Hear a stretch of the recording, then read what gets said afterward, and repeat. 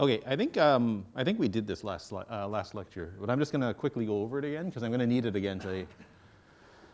So if you're reading an input stream, like a file, for example, you can read you can either read it line by line or character by character. So to read a single character in, you use FGTs, right? And so you read a character from that stream. Right? Now remember, it returns an int, but the int is actually convertible to char. The reason it returns an int is because of this end of file failure. Right? So historically, it returned an int on error. So in order to still return an int on error, it has to return an int instead of a char. Right? And there's the little sample program that we had last time. Right? All it does is it just reads it just calls FGTs repeatedly to read all the individual characters from a file. To read a line, see, we also did this. I'm just quickly going over it again. To read a line, you use FGTs, right? And that reads a line from a file into a string str. It doesn't necessarily read the whole line. It reads up to that many -1 characters from the line, right? So this is the safe version of reading in a line from a file, right? So the user is responsible for passing in the correct size of the buffer. Now, the thing with FGTs is it will either read in the entire line, including the new line, right? If the length of the line is less than count characters long, or it will read up to count -1 characters and leave the rest of the line there. So if you don't know how long the lines are in your file, you have to deal with this problem of you may not be reading an entire line every time, right? So the only way to deal with this is you have to repeatedly read and check the last character of the string to see if this last character is a new line character or not. And there's a little example of using FGTs. Right? So this one reads in up to 99 characters each time and then just prints out the line. All right, so this is the new stuff for today. So if you're going to read standard input, for example, you want to write a little program, you want to prompt the user to get input to type something in. Normally what's shown to C programmers, well, in the past anyway, was this function called gets. Right? So gets will read a string from standard input into that string array right there. Right? Now when you look at that function, you can see why it's a problem, right? Because it doesn't say how many characters to read.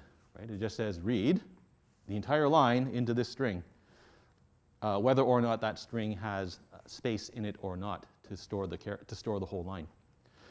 Right? So this is very unsafe to use. Right?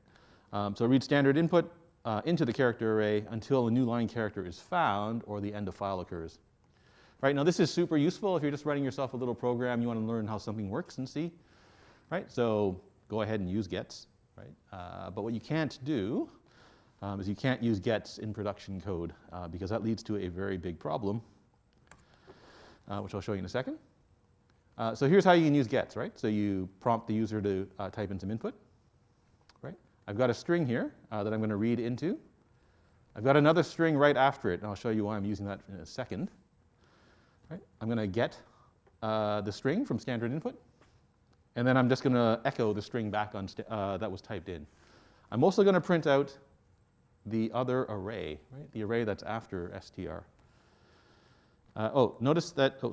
Notice that when you compile this thing, right, you probably have to specify which standard of C you're using. Right? So you probably have to specify C99 because your compilers are probably C11 or higher, right? And the language got rid of this function after C99. So let's try that out. So this is a read, what is it? Read keyboard. Read keyboard. Okay. So it's just going to ask you for some text. So remember, I have 10. The buffer is 10 long, right? So I can type in up to 8 characters because it reads in the new line as well. So that's the 9, and then 10 is the end of is the string terminator. Right. So at most, I can safely type in 8 characters. 1, 2, 3, 4, 5, 6, 7, 8. Right? So it prints out what I typed, and then it prints out the buffer that's after the string that I'm storing the what I typed into. Right? So if I run it again, and this time I type in more than 8, 10, 11, 12, right? Now, it tries to read the entire contents of the string, right? So it's going to try to read 10, however many characters that is, 11, 12, 13, 14, 15, plus the new line, plus the end of line character, end of string terminator, right? So when you print out the string, str, you get that, right? Even though str is only supposed to be 10 characters long, right? And then you can see what's happened. All the excess stuff has overflowed that array and gone into here, right? Right? That's why it's printing out this 0, 1, 1, 1, 2, right? That's the 0 after the 10. For the 10, that's the 11, that's the 12, right? So this is and notice that it's silent, right? There's no compiler warning. There's no error when you run the program, right? It simply overflows the buffer and just keeps on writing into memory. If you're lucky, something crashes. But in this case, we're unlucky, and we wrote into a buffer that we weren't supposed to. Right? So that's no good. All right, so gets is notoriously insecure. So it was used in a lot of programs that a lot of people used. But it doesn't limit the amount of characters that are read, so you can easily exploit a program that uses gets. Right? You just feed it more characters than its buffer can hold, right? And then you blow up the program. Right? If you're really clever, you can write the first internet worm using gets. So can I actually click on this? Well, probably not going to let me click on it. It's worth looking at this quickly.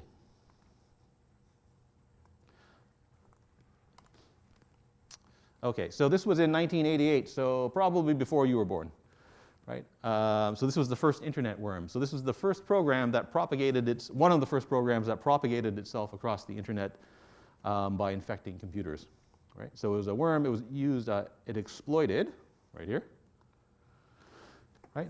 So it did exactly what I just showed you. The program, it exploited this program called FingerD.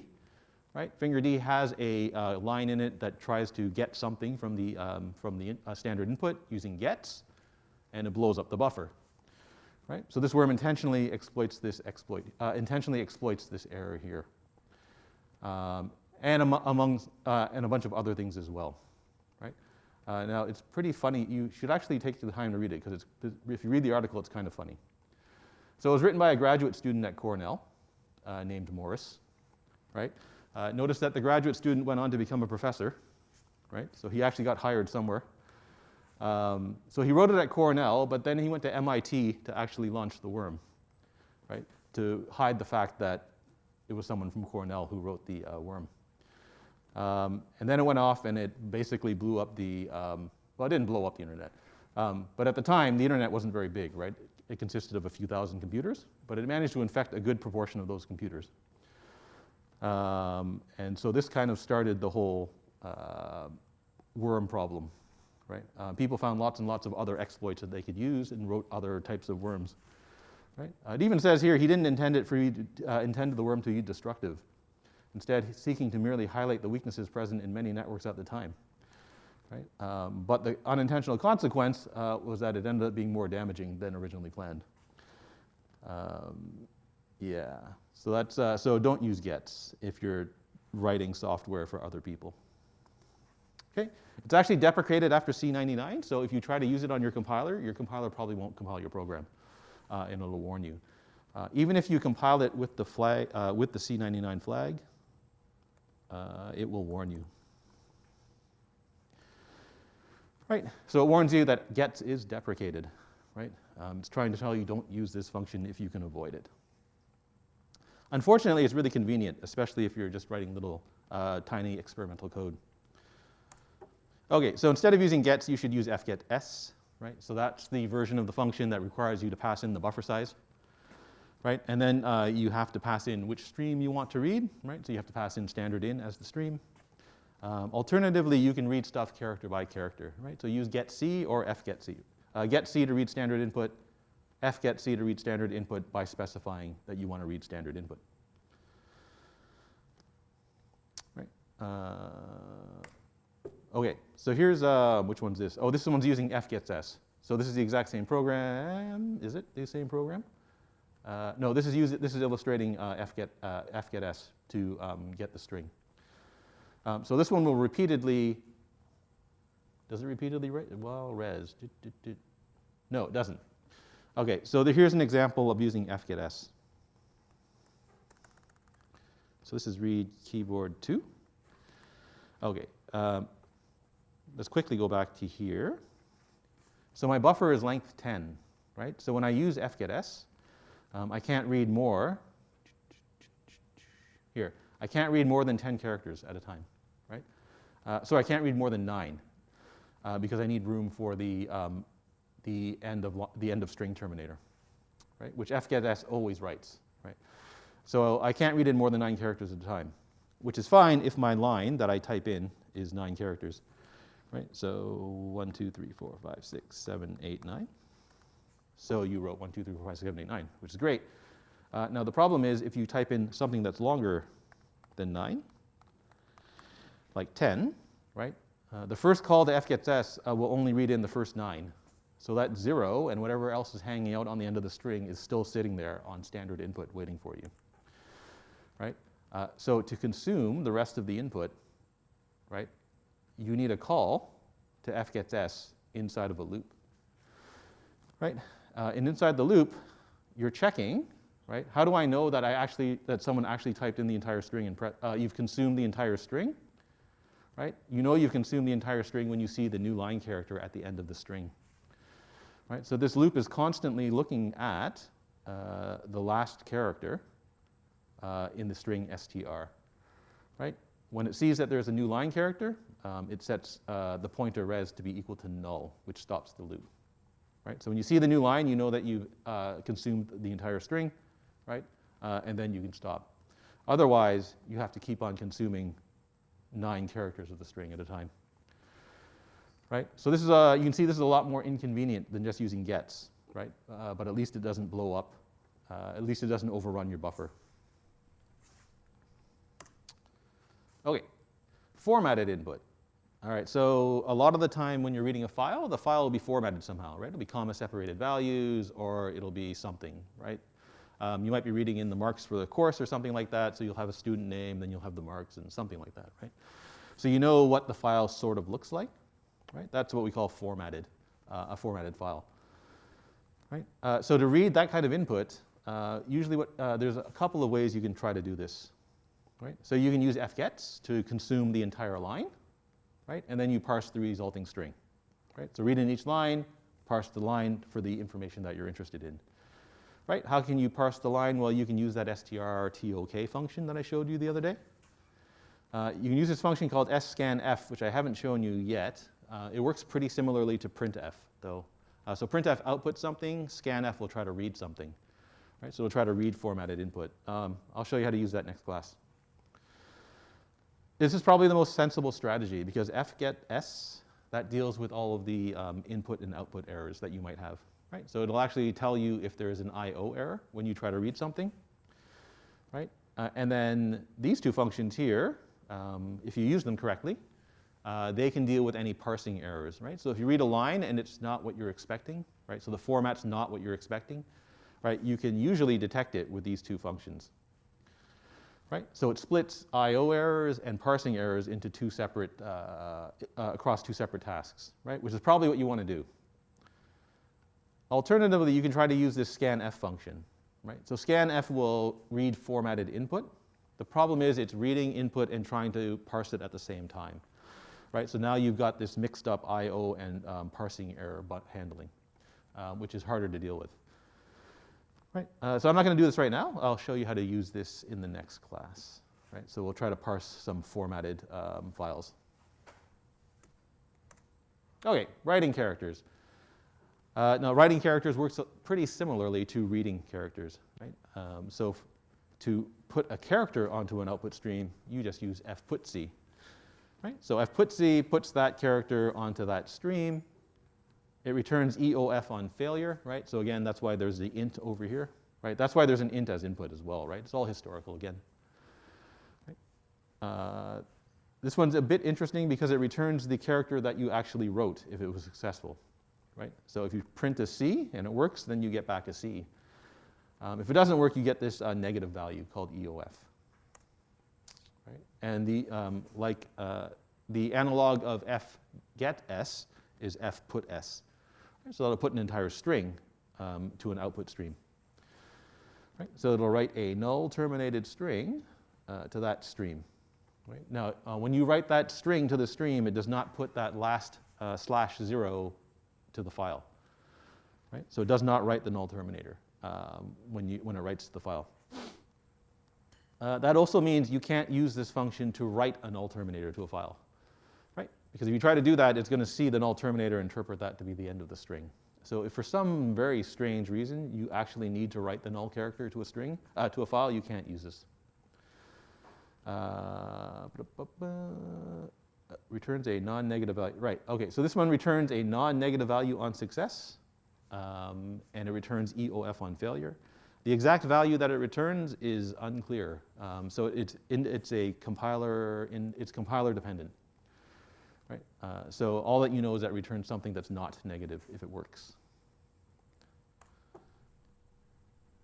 And then finally, there's Fprintf. Right? So Fprintf is like printf. So you can write, so printf writes formatted output to standard out.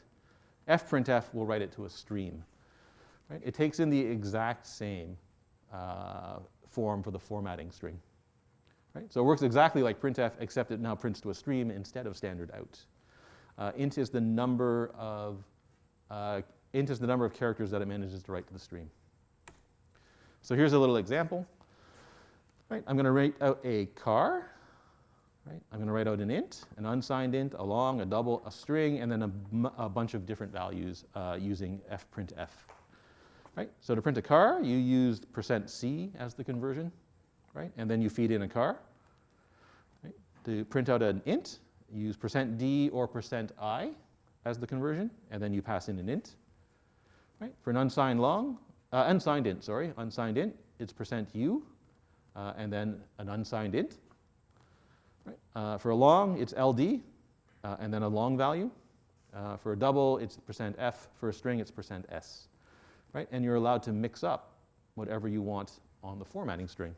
Right? So you can put whatever text in you want. It'll print the text. Right? When it sees a %sign, it'll try to convert one of the arguments after the formatting string. Right? The number of arguments after the formatting string needs to match the number of conversion requests that you have in the formatting string. Right? So this will try to convert a character and then an int, then it'll insert a space, then a string. Right?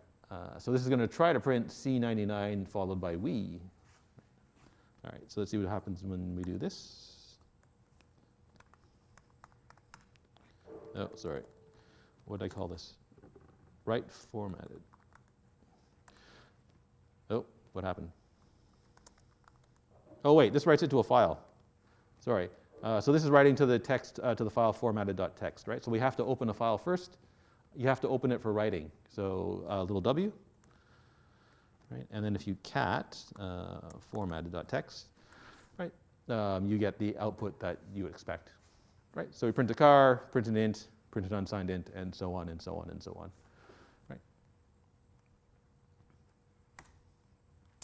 All right, any questions so far? That's basic input and output to a file. Any questions? All right.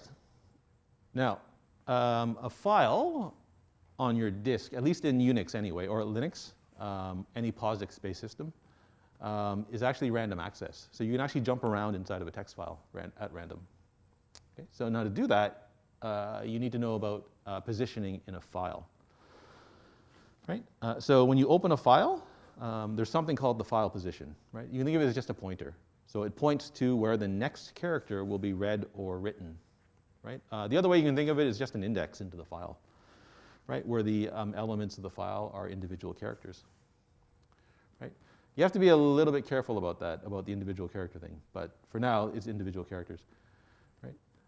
So the file position is usually equal to the number of bytes from the beginning of the file, right? So if your car is a byte long, then it's the number of characters in the file. Then it's just the character in the file,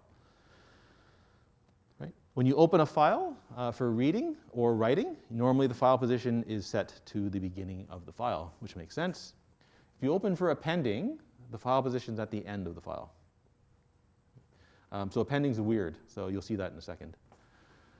Each time a character is read or written, the file position gets incremented by 1, right? So as far as the file position is concerned, it's just an increment. It's just it views your file as being a sequence of characters, right? The first character in the file is character 0, then the next one's 1, 2, 3, and so on and so on and so forth, right?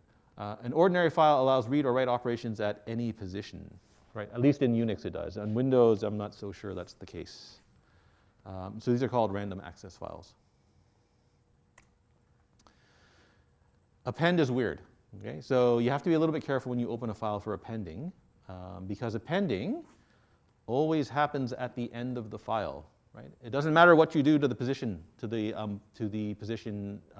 file position value. Right? It doesn't matter where you move it. Whenever you write to that file, it writes to the end. Right? So when you open with the A or A+, right, you have to keep that in mind. You can't actually jump around in the file to write in different places in the file. You can only write at the end. Right? Now, but the file position does affect where you can read from the file.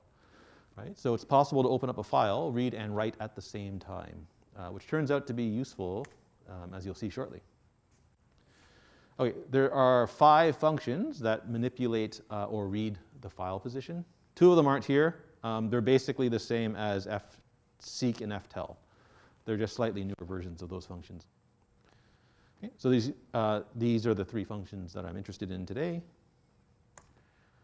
Good. Okay, ftell returns the file position for the stream. Right? So you pass it in a stream. Right? You pass it in the stream, and it tells you the position where it's currently in that file. Right? Now notice it returns a long. Right? If you have a very, very, very big file, that number is not big enough to represent every position in the file. Right? Which is why there's another version of this function called fgetPos, which returns a different type here. Right? It has to be a pretty big file, though, to have more than a long max number of characters. But it's possible. This is a funny line that I should have struck. Okay, so if the stream is open in text mode, the value returned is unspecified and is only meaningful as the input to fseek. That's actually not relevant to us because we're doing everything in Linux, right? So in Linux, your files are never opened in text mode. They're always opened in binary mode. This text mode thing only applies to Windows for the common operating systems, right? So if you're on Mac or if you're on Linux, your files are opened up in binary mode. They're not opened in text mode. So you can actually ignore this for our purposes. Okay, so here's the file that I want to read, right? And I want to jump around in this file. Right? So it's just 4 lines of 5 characters. It's not actually 5 characters, though, right? There's a new line character sitting here that you can't see, right? So there's actually 6 characters in each line, right? So in total, there's 24 characters in this file. Right? There's one here as well. There is a new line terminator here as well. Right? So that's the file I want to read. This is the little program that I want to use. Right? So it's going to be the program that I used for fgetc. So I'm just going to walk along 1 character at a time. Right? Each time I look at a character, I'm going to print the position of that character using ftell. Right? So I'm going to use ftell to get the position. I'm going to print the position and the character. Then I'm going to call ftell again. Right? Next time through the loop, I'm going to get the character at that position. Right? And so when you run this program,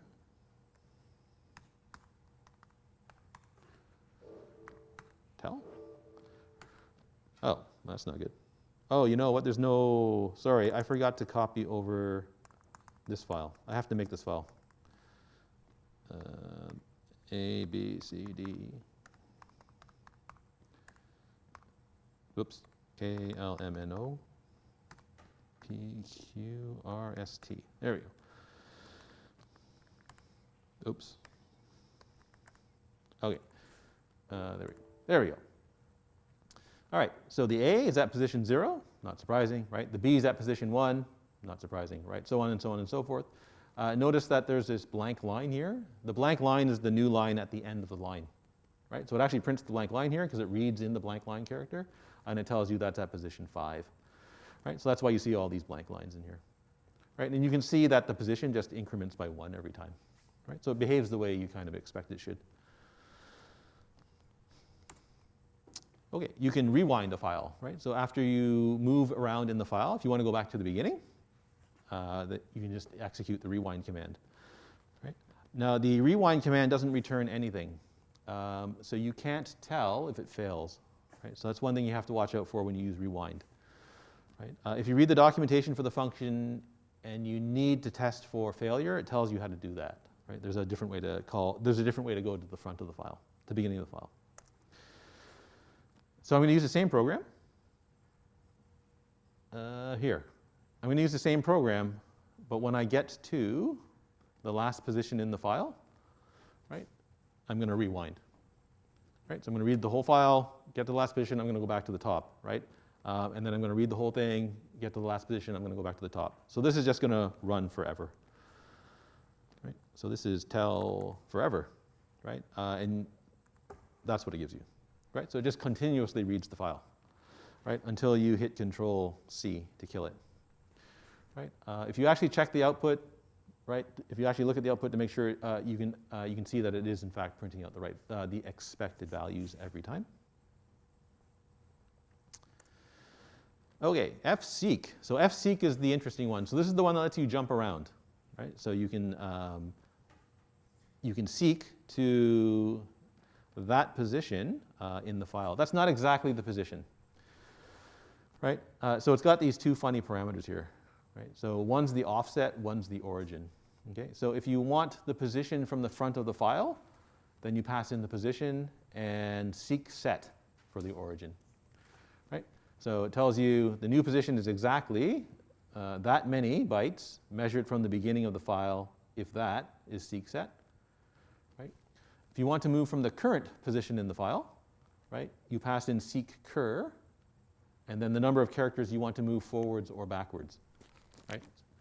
So if you pass in a 1 here, it'll move to the next character. If you pass in a -1, it'll back up 1 character, right? And if you want to seek from the end of the file for some reason, you can pass in seek end, but notice here, right, it says binary streams are not required to support seek end, right? So in Linux or in any other Unix, right, when you open up a file, you may not be able to use seek end, right? It depends on your flavor of Linux and your C compiler. Right. Okay, so what does this one do? This one is going to, this one's going to ask you. Okay, so this program opens up that little file I showed you, right? The ABCD, so on and so on and so on. And it's going to continuously ask for the user to type in a position to seek to, right? So it's going to read in the string using fgets, right? It's going to convert the string to an integer using a to I, right?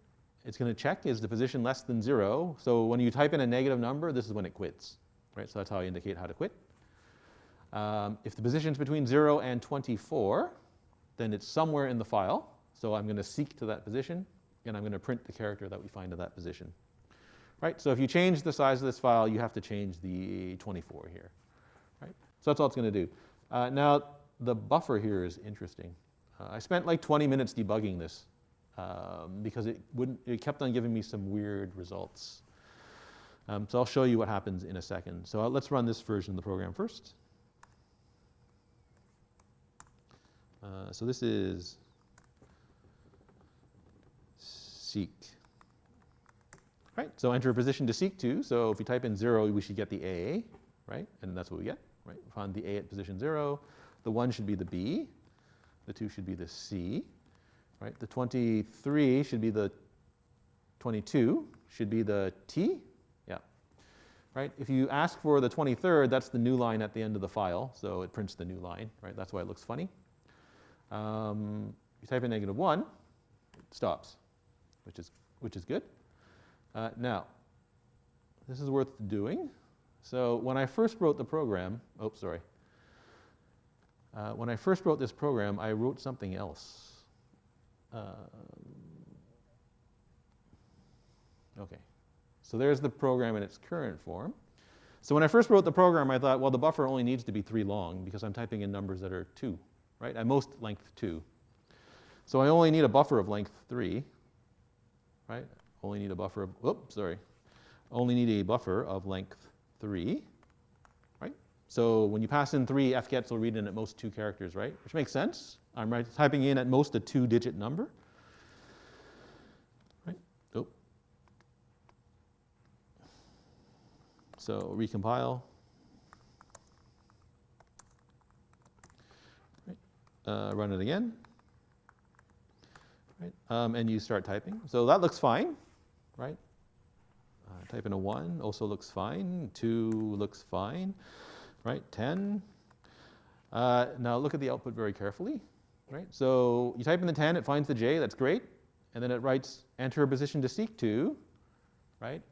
And then it thinks that someone's typed in a 0, right? Because it prints out now found A at position 0, and then it asks you for position to seek to again, right? So at first I thought, well, it's grabbing the 0 from the end of this string for some reason that I can't explain, right? But it happens as if you type in a 12 as well, right? So you type in 12, it again thinks the same thing, right? It outputs this extra line here, which I couldn't figure out what was going on. But as soon as you use a single digit, you get the expected answer, right? You go back to 2 digits, and again, you get that extra line of output. And I could not for the life of me figure out what was going on, right? Anybody see what the problem is? Oops, sorry.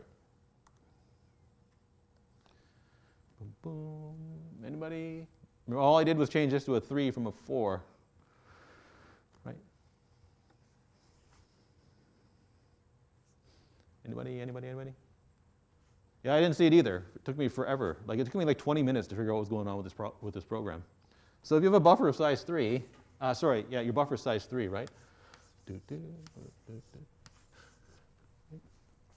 When you tell fgets to read into that buffer with a 3, it reads in 2 characters, right? So if I type in a 1, right, and then a new line, that's fine, right? So fgets runs, right? Fills in the buffer with the 1 in the new line and puts the null terminator in the buffer, right? Super. Now, what's the problem when you type in a 2-digit number, right? So I type in a 2-digit number like 15, right? The function reads in at most 2 characters, so it reads in the 1, 5, slaps a null terminator on the end, right? And then what's still sitting on input, right? So the next time you call fgets, now it sucks in the new line, right? So now it sucks in the new line, writes the null terminator here, right? So that's why you get the second output, right? Because now fgets is consuming, right? So when you type in 2 digits here, right? 2 digits here, it does what it's supposed to do, and then when it goes to the next prompt, right? The next prompt sucks in the new line that's sitting on standard input still, which is why you get this second output, right? When you convert that to an int, a to I converts that to 0, which is why it says found A at position 0. Right? So you have to be a little bit careful with this with the size of your buffer and how many characters you read in. Right? Okay. So you can read and write to a file at the same time if you so choose. Usually it's not what you want to do, but you can do it. Right? So when you open up the file with these plus modes, right, these are called update modes. You're allowed to do both input and output. Right? So there's some rules, right? So you can't write something and then read something unless you call flush, seek, set position, or rewind after you write something. Right? Similarly, you can't read something, so you can't write something after reading something without calling fseek, fsetPosition, or rewind. Right? So you have to interleave one of these commands in between the read and write operations. Right. All right. Oops, what's this doing?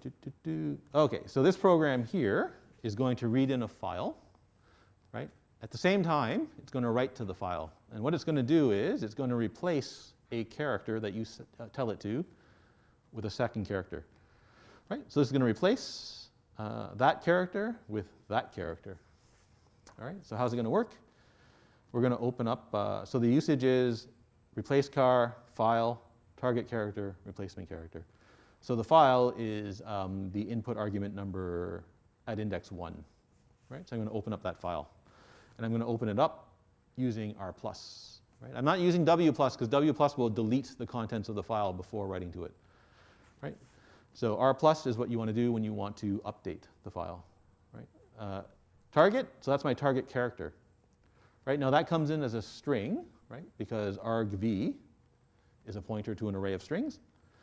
Right? So the target's going to be argv2, and it's going to be the first character of argv2. Right?